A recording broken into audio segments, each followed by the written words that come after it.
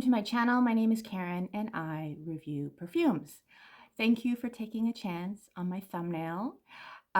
Please, if you can, leave a comment, subscribe, thumbs up, all those things help the channel. And I know you know that. I've been working on, so today I'm going to talk about Iris perfumes. I've loved Iris always. I didn't even really know what it was when I first loved it. I just loved that smell. But yeah, now I know what an Iris smells like and what that specific note is. And I'm just going to talk a little bit. I've had this video in the cooker for a while, but I kept putting it on the sidelines to do other things. But today's the day, people. Today's the day.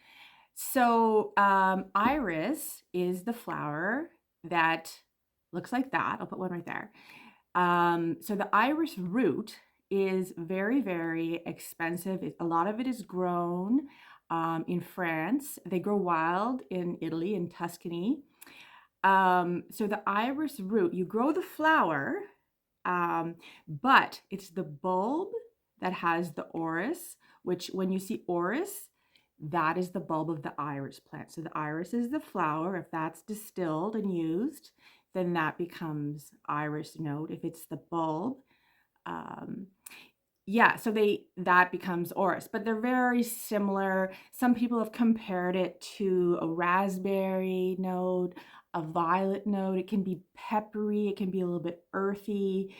It's a very rare scent, and the people that grow these irises, they have a whole, they're farmers. They have a very specific plan. By the way, if you want to jump forward to the perfumes, go for it. I'm just going to talk a few minutes about how that's grown. So yeah, they cut off the top of the flower, is my understanding, and they leave the bulb in the ground for like a good 4 years. And then after that, they dig up the bulbs. So then they have all these orris bulbs. So when it's first dug up, it actually doesn't smell anything, but they leave the bulbs to dry in the sun, and then they peel them, dry them out more, and eventually they pulverize them, they mash them and dry them out into a powder. Now this powder is mixed with oil and water or different things, and it becomes a paste, it becomes an orris butter. You've heard the term orris butter. Now this is the part that becomes very, very fragrant. So obviously it's a long process. It is a very coveted fragrance note. It has a very desirable perfumey smell. It's used in a lot of like personal care products, toothpaste, shampoo, perfumes, body care, all those kinds of things. It can smell quite earthy, but it's almost universally loved, and it gives a very soft, buttery note to things. Very similar-ish smell to the iris. But yeah, so that's where we're going here today. So I've said iris, but it's iris and or orris because they're both coming from the same plant. So having said that, I'm going to talk about, I think there's 8 here today. The first one is newer to my collection. So this is Orris 20, so this is 22 Orris from Ledda. Now I already talked about 20 Orris Bourbon Brulee, which I, 20 Bourbon Brulee, which I loved. This one is a different beast. This one is a musky, powdery iris. So what you get here, there is top notes of aldehydes. Aldehyde is not a bad thing necessarily, people. We have to come around with aldehydes, make friends with the aldehydes. So there's an airy quality. It's very powdery. There's lots of iris. There's a fruitiness. I think it's a pear, freesia. It's a beautiful, beautiful, very feminine scent. And the fruit note keeps it much more, I would say, not juvenile, but younger than some orris. I think iris or orris often people think of as an old lady, but this one has, it also has lily of the valley, which gives it a soapiness. And then in the dry down, There's sandalwood and musk, which is like quite boilerplate for a perfume, but there's a little bit of marshmallow, and I can't specifically spell the marshmallow, but all of these things together just give it a beautiful feminine Iris Orris perfume. It's quite lovely, and I would say it's quite good for, it's very modern. It doesn't give old lady vibes. It doesn't give like really juvenile with the marshmallow. It's just really elegant. It's very, very pretty. And for 20 Bourbon Brulee, I was like, I don't know what the 20 means. And someone in the comments told me it's the hour you're supposed to wear this. So I guess 22 would be 10 o'clock at night. So you're supposed to wear this to bed. And I get it because it's a very kind of sexy perfume. But that is the first one on my Iris Orris list. The next one I bought, I did a review of the house for this one, and then I had a coupon to buy a full bottle, and this is the bottle I bought because this was the one, it was very different to my nose. So this is Neon Garden by Dries van Noten. I love the bottle. It's so beautiful. So this is an Iris perfume.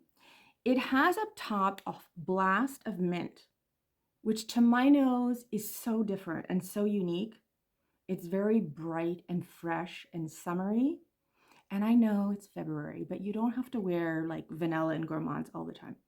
This one is bright and summery. I know it has musk. It has a carrot note. There's some ambroxan. There's iris. It is very, very, I don't know, it's just very unique. It's a little bit like if you took Glossier You, and added a whack of mint, and maybe a little bit ambroxan. I know not everyone likes ambroxan, but I just think this is very, very pretty, and it is a very pretty iris perfume. There's lots of iris in there, and it's very musky, so you have to like that, but if you do, it is a good one to try. The next one is, this one is called Fleur de Peau by Diptyque. I am loving my Diptyque perfumes. So this one has top notes of aldehydes, but then you get into the iris. There's carrot note. There's some pepper up top. There's lots of ambrette, lots of musk. It's a lot, again, it's similar to Glossier You, Eloqué Musk. I would love to have Eloqué Musk. It's very similar to this. This one I think is a little bit pepperier. I did have Glossier You, and I just couldn't smell that baby. Like it just, I don't know, that dog don't hunt. Like it also has rose, iris, angelica, peppercorn. There's sandalwood, lots of things in this, but it's just a very soft, airy, your skin but better. I don't know. It's a comforting, cozy, beautiful iris perfume. It is a real love for me, and I hope that it becomes a love for you. I'm having trouble with my laptop here. The next one I've talked about a few times. It's part of the Chanel Les Exclusifs. I blind bought this years ago, and I don't know why I don't wear it much because I really, really like it, and it's totally unique. I don't have anything else that smells like this. This is an ambrette balm. So if you like ambrette, this is the perfume for you. It also has tons of iris and pink flowers in it. It's just, I know, it's a musky, irisy, beautiful perfume. It's absolutely another one that's totally unique. Totally unique. I don't know a single perfume that smells like this. I love this one so much. It's kind of like, I don't know, being in a garden where there's like lots of flowers, but there's also like fruit trees, maybe orange trees. There's no oranges in there, but that's sort of the feeling I'm getting. Very, very pretty, very bright. Love it. Love, love, love, love, love. The next one I just talked about recently. This one is Chance by Chanel, and this one is Eau de Parfum. So the iris in this is there. It's not as pronounced. It takes center stage to the jasmine and iris. Sorry, the iris is there. It takes center stage to the jasmine. to the musk, to the patchouli. There's a little bit of pepper up top. Oh, this is so pretty. It's so pretty. Why does no one talk about this? Chance Eau de Parfum. So, so, so pretty. Yeah, I don't know. It's just a beautiful floral perfume. Definitely, there's patchouli in here. Definitely. But there's a little bit of sweetness. There's a little bit of floral. There's a little bit of iris to give it some butteriness. And it's just absolutely gorgeous, gorgeous. Hello, laptop. Work with me today. I keep getting pop-ups that tells me, I don't know what it's telling me, but it's super annoying. So the next one is Chanel, number 19, Poudre. So there is, this is a flanker to the original number 19. This is also a green iris. So like this one, instead of the mint, there's galbanum. So there's definitely a greenness up top. It's very powdery, poudre, it's in the name, but you definitely get that powdery note, you get that iris. I love this one so much, and I smelled it this morning when I was picking it up, and it really does remind me of my grandmother. I don't know if she wore this one, but she definitely had a similar one that had that this was a very kind of trending smell years ago, the number 19. But when I smell it, it reminds me of my grandmother. And my grandmother, she was a sweetheart. She was a wonderful lady. She just was a giving, happy, lovely, beautiful person. I have very, very fond memories. She was 5'1" on her tallest day and 93 pounds on her heaviest day. She worked her whole life. She just, my husband said to me when we first met, and he met my grandmother, he said, because he'd only had, seniors, grandparents in his life that just were broken and unhappy. And he said, I didn't know seniors could be happy and wonderful and joyful and love life. He's like, he thought when you were old, you were just crotchety. And so it just, anyways, I've gone off on a side tangent, but it's a beautiful, beautiful iris perfume. And if you get a chance, try it out. So the next one is Santal Austral by Matiere. So this is iris, but this is a sandalwood perfume, and it's actually a gorgeous, gorgeous, realistic sandalwood, top notes of iris, and then the dry down has benzoin in it. This is very strong. I wore it yesterday. I sprayed myself once, and my husband is like, wow, that is really strong. But it is just very cozy, very comforting, very warm. I feel like the iris and the sandalwood blend very, very seamlessly together. I know there's probably other perfumes like this is not a new thing, but this is the first one that I've smelled that were iris and Santal. There's also tonka bean that also gives it a sort of not a vanilla tone, but a smoothness. Very, very rich and luxurious perfume. Santal Austral by Matiere. The next one is Per Se by 2787. I've spoken about this one, and I'm the only one. No one knows this perfume. No one talks about it. I just love it, and I just think it's really, really a cool perfume. It is fresh. That is it is fresh air. This smells like fresh air. Like, those first days in spring, like where I am, it's maybe April or May, where you wake up and the snow has melted or is melting and the wind finally smells a little bit like spring. And it's just bright and fresh. And there's a tiny bit of sweetness.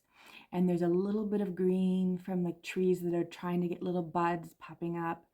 And you just like go out there and you're like, it's not warm, but it's coming. That's what this feels like. This is a bright spring morning. I just love it. I absolutely love it. That is Per Se by 2787. And the last one I wanted to talk about, I don't even think, I just grabbed it last minute because I realized it also is Iris. This is Chanel, another one part of Les Exclusifs. This is 1932. So this one's been around for a while. This definitely is not a blind buy. This is an irisy perfume, a floral iris, but it has a little bit more of that Chanel No. 5 leaning, penchants, that kind of thing. There's a little bit of an animalistic, a little bit. But if you like that, or if you thought I would like Chanel No. 5 if it had less, if it was just toned down or less, you might want to give this one a try. Let me just read them. Aldehydes, violet leaves, pink pepper, orris, bamboo, floral, angelic root, musk, and ambrette. So aldehydes up top, orris, musk, very classy, very elegant, very bright. I don't know. It makes me think of my mom. It does, yeah, because my mom wears Chanel No. 5 and always has. And this is not Chanel No. 5, but it kind of makes me, it has enough. There's a familial relation. Anyways, absolutely beautiful. So those are my, I think that was 9. I don't know, I'm not going to count them. 9 perfumes with Iris and or Orris.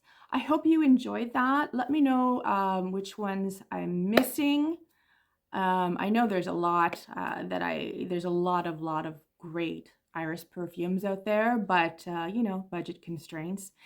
Anyways, thank you for watching, and if you can, give me a thumbs up, leave me a comment, and subscribe. Have a wonderful day. Bye-bye.